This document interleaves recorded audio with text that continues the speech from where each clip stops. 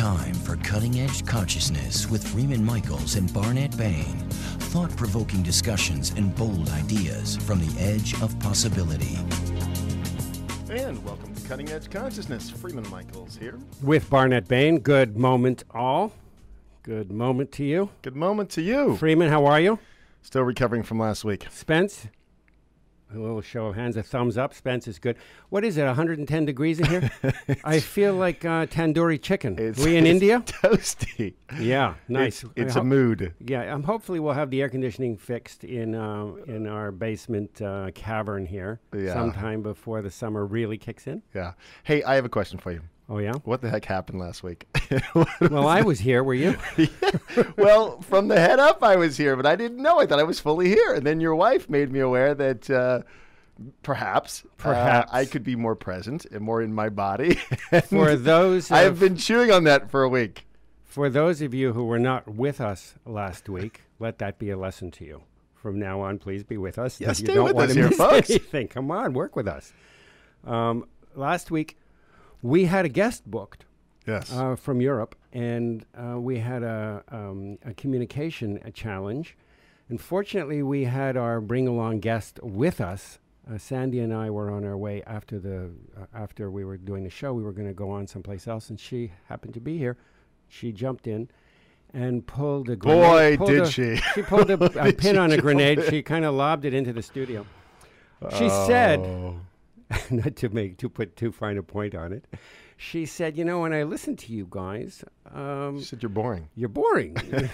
That's brutal. She said, you're boring. We're on talk radio. That is brutal. She said, I'm not feeling it. Yeah, she wasn't said, feeling you guys, you're really in your head. Mm. So, of course, you and I immediately go to, well, let's get into our hearts. Let's get all lovey-dovey. And she wasn't buying that one either. Yeah. She said, how about getting into your bodies? Mm. How about slowing down, taking a breath, taking a few breaths, taking some shallow breaths, some deep breaths, and oxygenate enough to feel the aliveness. And we did, which makes for great radio, I can tell you, when people are huffing and puffing. It sounded actually like a porn channel. Sure. We did pick we up, may have new we careers. picked up a few rating points there, and a new and some new advertisers. That's But, right. we came back after that, and it was a very, very different program. Indeed. A very, very different program. So, Well, I think shall we try and do that right now? Yeah. I'm taking a... Oh, That's yeah, nice. That's good. That's nice. Mm. How was that for you? It was good. You want to have a cigarette? I think we have a new standard around here. Yeah. And you know, it's one of those things where I don't want to get too. I want to get rigorous, but not so rigorous that we, become identified with our tendency to drift up into our heads, into our thoughts. A little late on that, I would think. Well, no, just I'm saying that I don't want to jump in and shame myself, or, I don't want to become reactionary to my own patterning. I recognize it. Look, it's the best way we've You learned how to... recognize it. We acknowledge it. Yeah. We forgive it and love it, And then stop doing it. and make a change as we're aware of That's it, what I was trying to and say. develop it That's as exactly what I was as trying a to say. practice. That's right. Well, I'm just helping you out. Thanks. All right. Yeah, You know the breath? you got my back, or my breath. For I've that got matter. your breath. I've got your breath. All right, who the heck are we talking to today? Well, we couldn't have a better guest on in the light of this discussion, Good. whatever it is we're talking about. And Maybe they'll know what we're here, talking about. I'm sure he will. The point I'm making is that, we have drifted back and forth over the last few years from being in tune with our heads and then dropping down into the heart and then going back and forth and then looking to create some sort of coherence between the two, some sort of balance. And then Sandy comes in and lobs in this grenade and suggests that inside of the head-heart balance, all of that has to be held in a container, a being. And that container of aliveness is the body. Right. So, wow, what a radical, for two guys who use the body to carry around their heads. Well, go ahead. We have with us today Dr. Dain Heer, who started life, I wouldn't exactly say started life, but at some point earlier in life was better known as a network chiropractor and is more recently known as one of the founders of Access Consciousness. And so who better to weigh in on this conversation about what is the nature of the container, the body as the real, the first stop of our subconscious and our unconscious, then Dain. So Dain, I know you're here live. Good morning from Texas. Welcome to the show. Good morning, guys. Thanks for having me. I'm so glad I wasn't on last week. You have no idea. Oh. But you are on this week. So what this Exactly. Yeah. So this idea of the nature of the container and how far some of us have evacuated it. Yeah. Abandoned it. Yeah, that we've early on perhaps we came to distrust our nature and we moved into a state, a adaptive pattern perhaps of going into our head, a way of navigating the world, of getting our needs met, of being right, of competing. Barnett and I have both been guilty of that, where we do this sort of intellectual Wow, are you banter. calling me out for something? You were called out last week. You're out, buddy. It's done. We don't need to call you out anymore. Where we do a sort of intellectual banter and we're disconnected, and it comes across ultimately as boring, to quote Sandy Stewart. So you know what we're talking about, right? So the idea of getting back to our natural, the nature of, and the body as this container that can hold this greater possibility for us that many of us have been distracted from. Well, yeah, the thing is, it's like we're taught from a very young age that to judge our bodies, to judge everything that's joyful, to judge everything that's actually really connected about us, which is kind of weird. Even it's like as a little kid, you're pretty darn connected. You run around, everything seems easy, it's kind of fun, you enjoy it. You run and play until you fall asleep, and then you wake up and you do it again. And as soon as you hit school, you realize, you're basically told, hey, that's not going to work here. You need to learn to fit in. And so I think a lot of the people who have some of the greatest capacities go to their heads because they're actually smart enough to do it, and it becomes sort of this safety zone, this haven, if you will, that where it seems like that's safer, it seems like that creates enough distance between what we perceive in the world and what we don't understand and what might seem painful at the time to give us enough of a buffer zone, except we don't realize that the vulnerability of being with our body could be one of the greatest gifts there is.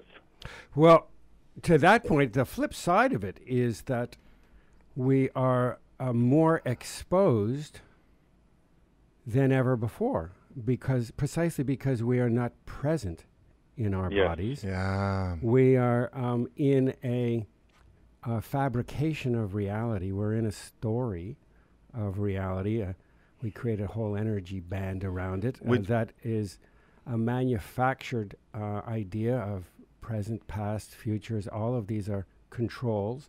And we have abandoned the relationship with presence, with the aliveness that we can only experience when we're in our bodies. And this of course, Dain, is part of your personal story. I've had the opportunity to hear you talk about your own sort of topping out, if you will, of this operating system, this adaptive, I called it adaptive patterning earlier, where it stops being constructive and we begin to recognize how destructive it is. So I'd love for you to share a little bit of just your own moment of going, wow, this isn't working, and opening to I was one of those people who always knew something different should be possible, and I tried every friggin' technique I could find to find it. And, as a kid, I was literally the only white kid for 8 square miles. I grew up in the ghetto in L.A., and, I experienced every kind of abuse imaginable. And so growing up, it was sort of going from one period of a little bit of peace to more difficulty to some peace to more difficulty. And it was like, you know what? I found myself on this spiritual path, if you will, or I don't even know if you want to call it that. I was just trying to find what else was possible. I didn't care where it came from. And I was so frustrated with feeling good for a day or two or three and then having the world cave in on me.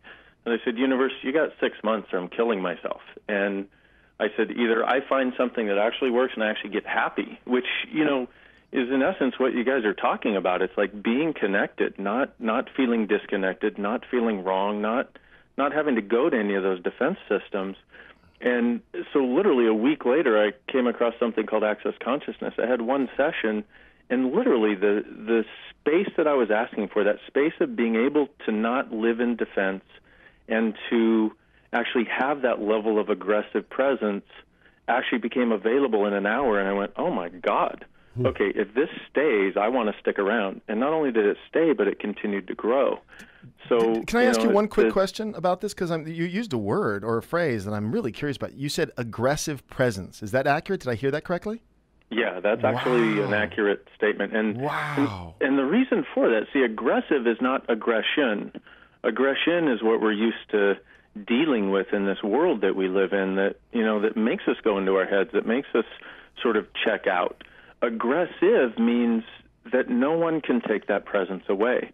In other words, you get to stay there being you, no matter what situation you're in.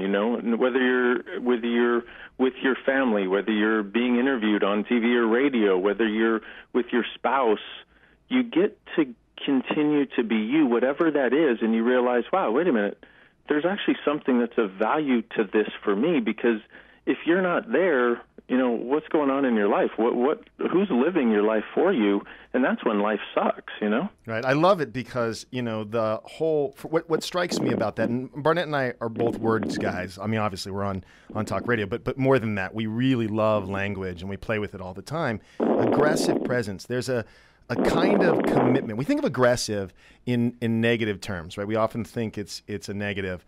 And I love the way you reframed that. And it's a kind of commitment, right, to myself or to being present that feels inclusive as well. It's not just, again, part of the programming, at least in my experience, is to parcel out what works and go with that at the expense of aspects of my experience that I've denied or rejected, which of course we know doesn't work out. That's where things get really messy. So what I like about this language is it's a kind of commitment that, at least from my perspective, feels like it can include more. Is that accurate? Absolutely. Yeah. And that really, it is. It's actually all inclusive. And if you can get to this place where you can literally have everything exist and nothing be judged, including all of you, that's like the keys to the kingdom. It's like that's my definition of consciousness, if you will, if you can define consciousness, where everything exists and nothing is judged. And it truly is. I mean, having that, it's like, okay, cool. Anything can be created from there. So you have found, through and with Access Consciousness, that the way we are socialized and the way we meet life individually is in certain kinds of ratios of energy. They show up as energy structures that are held in the body. I think I'm getting this more or less right. You call them bars, and they can be worked with. Energy can be directed to these various energy bars to facilitate some release, just to loosen them up a little bit so that we can allow for new choices and a restructuring of those. Close enough? I would say it's on one level it's dead on accurate, and on another level it is, because what it actually does is what we have heard that it does from people who, because I'm not as interested in studying it and proving it, I'm interested in doing it. Results. People's lives can change, Because then we're back in the head trip. If we're back to trying to find facts and figures to justify whoopsie-daisy, we just slipped on the same banana peel. Yeah, exactly. And what happens, though, Barnett, is that it actually is it actually seems to change brainwaves and also change brain chemistry in a way that nothing else I've ever seen does. You know, I've played with so many techniques and so many wonderful things that are out there, and from what people have told me, from what they've received from, you know, being, you know, aware of what brain waves create what, it's like they say, wow, it literally changes your brain waves. And so this is one aspect. That's one major tool of access, but there's like 8,000 tools. All right, before you go to the full 8,000, we need to take a break. We'll do the other 7,999 when we get back. So folks, stay with us. We'll be right back here on Cutting Edge Consciousness.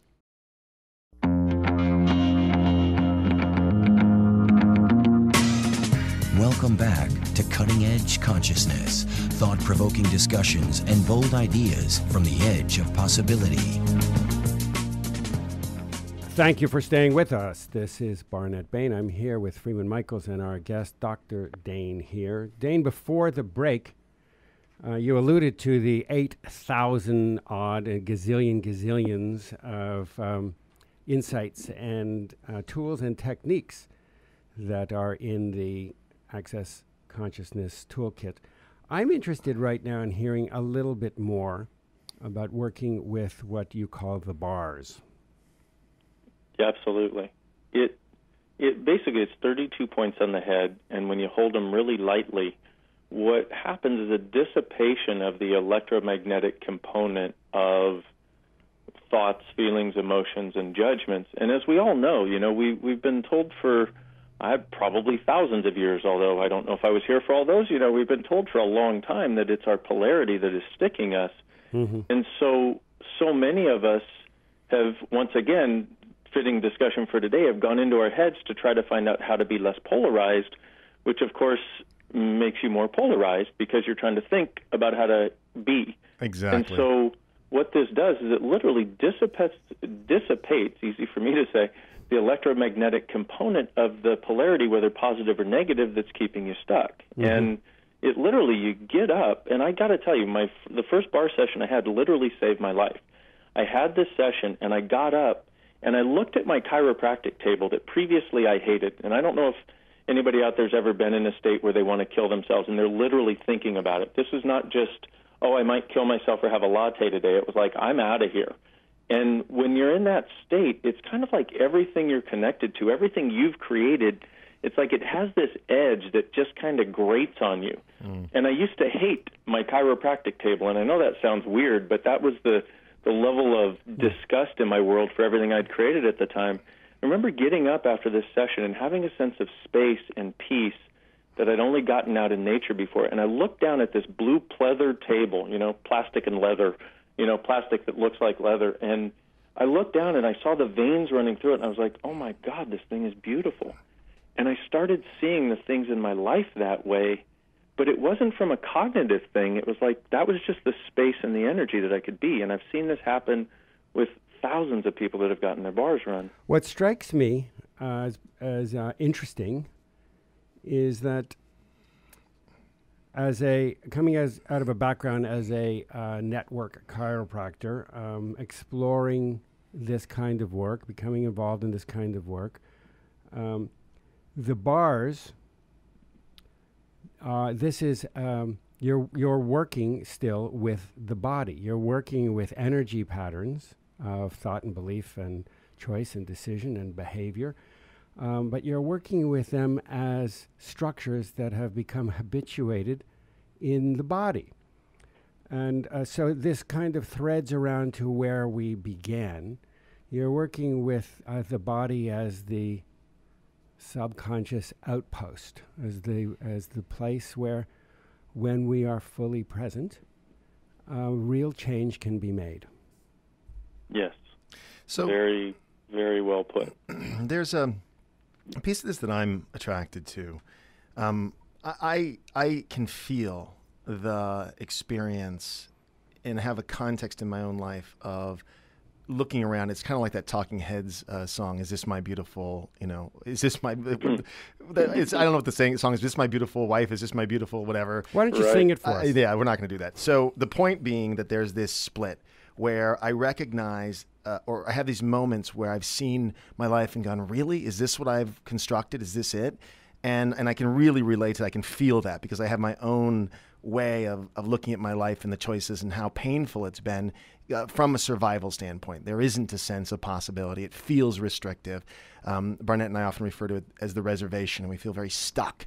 And we know there's something beyond the way we've held reality and the way we've seen our lives, but getting there feels, ominous. At least we've bought into the idea that it's going to be hard and it's going to be difficult and it's going to be, whatever. And so the idea of relief and or release, because what I think is happening, and I'm guessing at this because I don't do this process, is you're just releasing something that in essence allows us to integrate so that we can be with what we've been, but still hold the possibility, and nothing needs to be abandoned. Again, I go back to sort of what I said before, which is, for me, it's always been an either or, which is painful versus a both and. Is it possible in this aggressive presence, love it and include it, that it all gets to come along? Yeah. Right? Yeah, absolutely. And it truly is that space of where everything exists and nothing is judged. And what I invite people to do is I'm like, hey, look over your life where you had that, even if it was for a few moments, where you were so inclusive of everything, where you had that aggressive presence that we're talking about,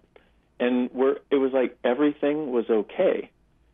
Everything always has been and everything always will be. And if you can imagine that, but then imagine being able to live it and able to create it, because it's one thing to have it as an aha moment that then fades, that gives you yet another reason to go into judging you and doubting that being present is valuable, and then going back into your head or going back into whatever your defense systems are.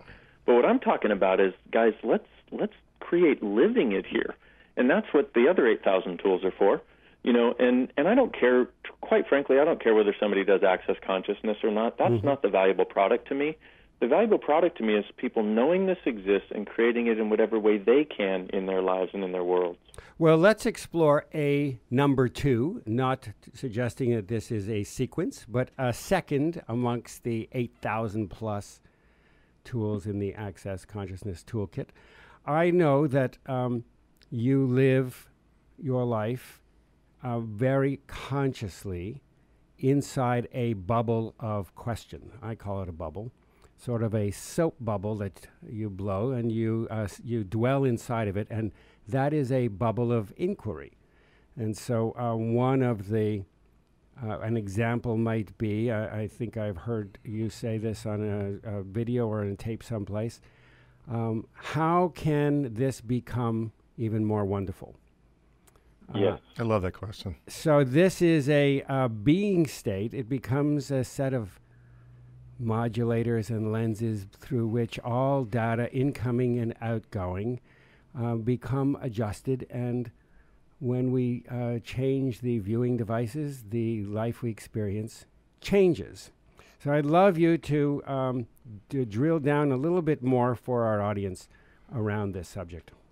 Absolutely. Well, here's the thing that most of us do is most of us have an idea of where we're headed, or some situation comes up and we think we've got to respond a certain way, or we don't even think about it actually. We just respond that way as though it's an automatic, and it's almost like you're headed in one direction and you have these walls to the right and left because that's the only option you've seen for so long, that you've worn a rut, and now there are walls to the right and left. You can't see over them, can't see around them, can't see through them. And when you ask a question, what happens is it's like doors open to the left and right that you never saw before, and they have light and space and possibilities behind them. And it opens up different doorways of possibility that never existed before. So this question, and I love the way that you put it. I wish I could remember the specific way you put it, because it's really beautiful. I'll send you a transcript. You can listen back to the show. Get the transcript. And the question that we suggest asking, and I say we because I feel like Access is a co-creation with me and all the people who've come to it, and the founder, the guy who founded it in the first place, Gary Douglas. I feel like it's all of us. So I always say we, and people go, you mean the royal we? I'm like, no, the we, us, consciousness. We're all interconnected. But the question, the specific question that I suggest using is, how does it get any better than this? And literally, in a bad situation, it makes it better. In a good situation, it makes it better. But it's asking the question that's the important part. Well, it's so not. rather It's than also being left with what looks like you were just handed. And now Yeah. I have a gift suggestion for my friends at Christmas. I will be embroidering pillows with how does it get any better than this? What I want to explore is there's something in the nature of the question, right? So the question by its very nature is expansive. A lot of times, you know, I love the analogy that we've got these walls and the walls seem to fence us in and we can't really see over them, and the degree to which we go to keep them up. I mean, that's the kind of crazy making that we're you know, again, from the intellectual adaptive patterning, so much of our questioning of reality is an intellectual exercise. It's a control exercise. Right. So what you're talking about, and when I go back again to the nature of the question is expansive. It's a discovery exercise. Yeah. One is a control exercise. Absolutely. And the other one is, as artists, all artists know, that when you artists receiving an artistic creation is a process, is a dance with mystery. It's a process of discovery. And it's always a gift. It is always a gift. Yeah. It always is something that is offered, and then we give it up to our internal hard drive to do the engineering of it. But it is always mysterious. You never really quite know how it's going. Notwithstanding whatever planning, you don't really know where it is going to invite you and seduce you. You don't really know where you're going to end up. So artists understand this. What is wonderful about what you're saying, Dain, is you are speaking to me about the artistry of being alive. That's it. Yes, absolutely. And, you know, there's this artistry, this possibility, there truly is infinite possibilities available. And it's just most of us have been conditioned to stop looking for them. And this idea of question is one really simple way of opening the door to that artistry of being alive. You know, in one of the classes that I facilitate, I call it the Symphony of Possibilities. And it literally is. I mean, there's a symphony that the universe has. It's this vibrational thrum, this acoustic wave, you know, and it's what connects us all and what connects us to everything. And starting to ask the question is one way of starting to open that door and be present for that awareness, because then it's like life and living just becomes beautiful, becomes amazing, phenomenal to be alive. And I think that's what we're all looking for, at least on some level. We want to be in that next class that you do. So Yeah, we do. give us a heads up, and we'll come with or without lights and microphones. There's a piece of what you're talking about, and the language you're using is really beautiful, because one of the trip chords, even though it served me up till now, is consciousness as awareness. What you're seemingly making a distinction, at least for me in this moment, or what I'm getting from the aggressive presence, and you keep using the word presence. So what you're referring to, or what I'm inferring that you're referring to, is that consciousness is presence. See, now for me, again, because I'm a head tripper, that's been the patterning, my understanding of consciousness as an awareness, right? So I don't know what the distinction is precisely, but there's something very different. You're making it really complicated, my I'm friend. not. Well, maybe I am. Who knows? But just moving from consciousness as awareness to consciousness to presence, for me, there's a subtlety in that that's profound. And that right therein is that, and in that what you're doing is tapping into the energy that it is, the energy in the space that it actually is. And what if that awareness also comes from that presence? And so what if it becomes awareness that's not just cognitive, That's it. but awareness that flows through every cell of your being as this acoustic wave that is, you know, that is, it just is. And there are no better way to words. There put are it. no words for that. That is a bigger bubble than the bubble of logic and reasoning. So there's something so mysterious and so powerful and so poetic and true about knowing that there is more to being present than, as Shakespeare said, there are more things on heaven and earth, dear Yorick. Horatio. Horatio. Close enough. Yeah, it's okay. Close enough. What play is that? Hamlet. Hamlet. There are more things on heaven and On earth, heaven and Horatio, earth, that can be Horatio. thought of in your philosophy. And that is an allusion to precisely this idea. Yeah. Precisely this idea. Absolutely. And my question is, what if it actually is what dissolves the bubbles and creates the oneness that is possible? That's delicious. That's exciting. Would you repeat that? Yeah, what if it actually dissolves all bubbles and creates the oneness that is possible? Yeah. And my other thing I'd like to say is, what if that's the most practical way of being in the world? We tend to get into our heads and we tend to separate and try to go cognitive as though that's more pragmatic or more practical. What if it's not? What if oneness is actually more pragmatic and more practical? It's just nobody's ever shown us how. What if? That's a big what if. What if? I'm excited about that what if. I'm pushing all my chips behind that what if. Yeah. You and me both. And speaking of the push, we're pushing up against another break. And at this point, we're going to unfortunately have to say goodbye. But before we do, I definitely want to give folks some access to your incredible material. So, Dain, would you share with our audience? Give us access to access consciousness. Your website. Absolutely. My website is drdainheer.com, and it's spelled DAINHEER.com. And on there are 2 free video series where I share with you some of the tools we talked about today, but other tools also, and they're free. They're my gift to you. They're what the universe gave me when I wanted to kill myself and didn't know how to change things, so I'd like to gift that to you. So it's drdainheer.com. Well, you've been a tremendous gift to us today. Thank you so much for spending the time here on Cutting Edge Consciousness. Thanks, gentlemen. I'm really grateful. We look forward to hanging with you again, either on air or just in person. I'm looking forward to experiencing having my bars reset, and I will be back to report to you, listeners. After his bars are rung. After my bar. All right. After my bars have been reset. All right. So stay tuned, folks. We're going to take a quick break. When we get back, we'll wrap up here on Cutting Edge Consciousness.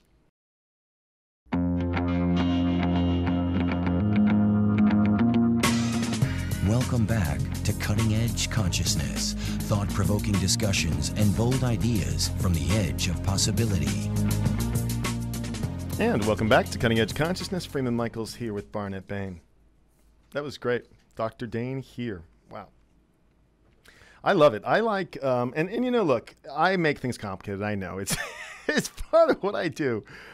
And yet, same thing we said last week, and we're admonished for it. Sometimes I have to talk my way through something and see what I can parcel out, mid-sentence. And that's just part of how I operate, for better or for worse. That's just the way it goes. So, but all of this, I really adore. The consciousness's presence. Again, words aren't sufficient, but a being or an embodied state where everything is included, and yet we're not so strictly identified with either who we've been or how we've gotten by or what our title is or whatever. I love that. A lot of my own exploration of consciousness over the last 30 plus years has been to aggregate ideas and techniques and understandings in a sort of mental lockbox. And that has been very powerful for me. It served me very, very well. And there's more. Yeah. There are understandings that are not mental. Yeah. That is, those kinds of understandings that are not mental, they don't dismiss mental, but they are in addition to, there are other understandings that begin for me, they are beginning for me, that have to do with being. Yeah.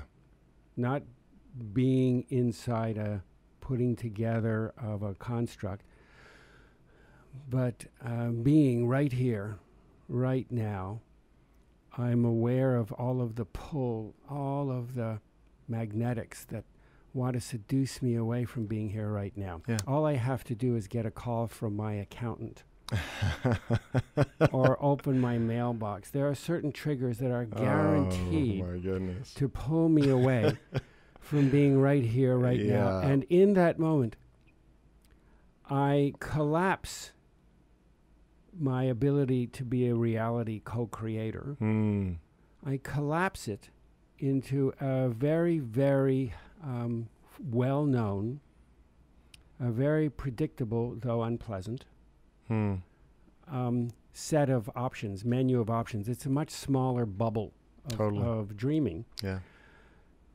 The alternative is to be present with presence itself. Dain used this wonderful word, thrum. You can feel the vibrational, you can feel the aliveness, you can feel the tingle of that. In the same way that we did last week with Sandy, where after a few breaths, you could feel the tingle in your body of aliveness. That is the frontier. It is, for me, the cutting edge of my own relationship with myself.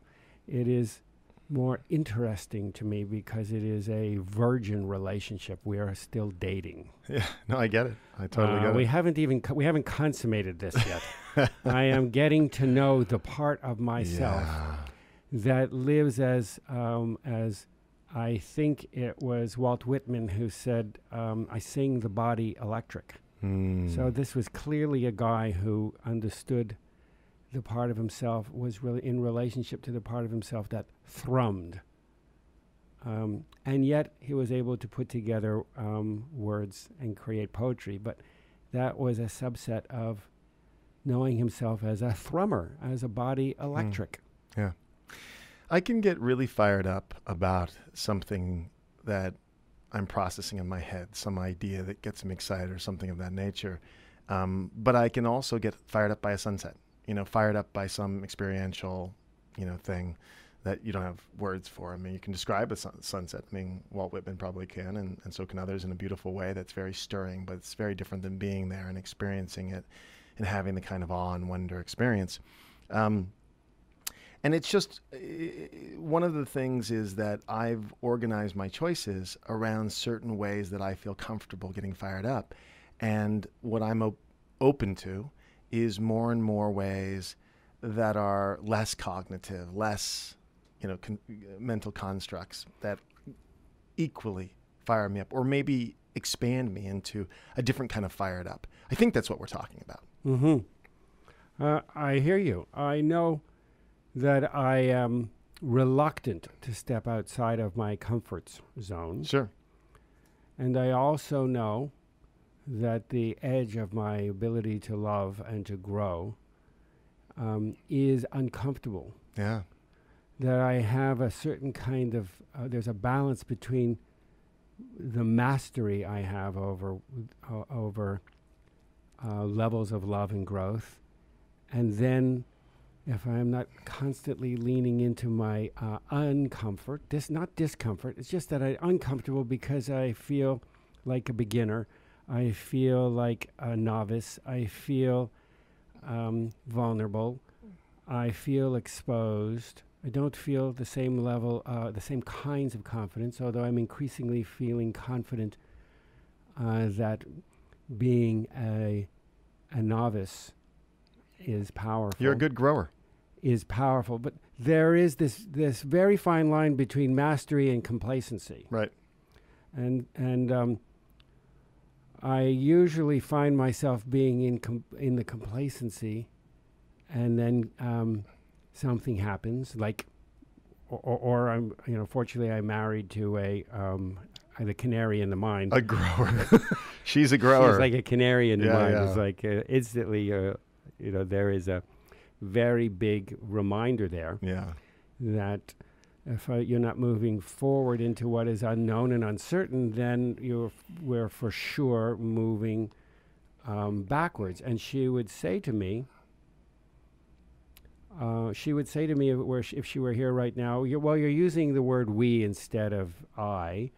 And before you go on enrolling other people into your we, you might want to ask them, does that feel true for you? And because it may or it may not. And does it feel true for me? It does. In my body, I feel a little less tension when I contemplate that. Yeah. Well, the nature of growth is disorganizing. I mean, we've said that chaos is part of transformation. What I love about this is the setup. I mean, I do this. So I see where in my life, and I have a wife who's very much a canary in the coal mine. She will squawk if we start going into this rote kind of... Squawking is not canary sound. Well, okay, whatever the noise is. It is kind of, malaise. I squawk. I'm more of the turkey in the... I squawk or I gobble. All right.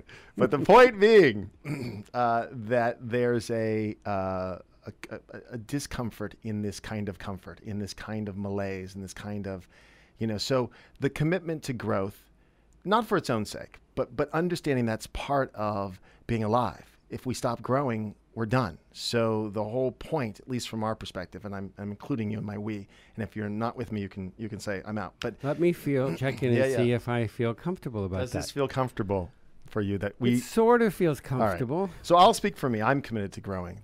I've come to understand the value and the gift in what we've called mature innocence, a kind of openness to the possibility that something else yet unknown could be discovered in any given moment, and the thrill of that.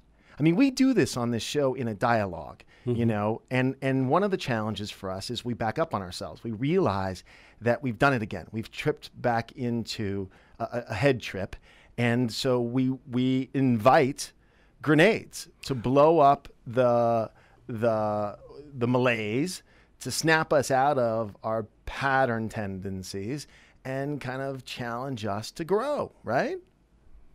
Yeah, I think that's very true. There are players. There are players in my own experience. There is my soul. That I'm living inside of. There's the spirit that inspires, that fulfills me, and animates me, and has the will and action. And then there is the self that includes increasingly all of the aspects of self, less empowered, more empowered, and all the various versions of that.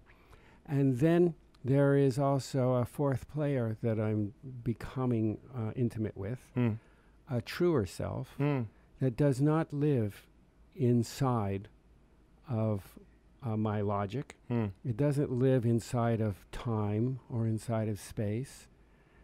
And it is the connective thread. I don't have words even for this. It's the connective thread that brings these seemingly disparate parts, that knits them all into a coherence. It's your God self. I'm not I even know. I'm not even going there. I knew you're. I get and it. the reason, why I'm not going there. I know why you're not going there. I'm not going there because it's freighted with a bunch of things that I think I know. It's.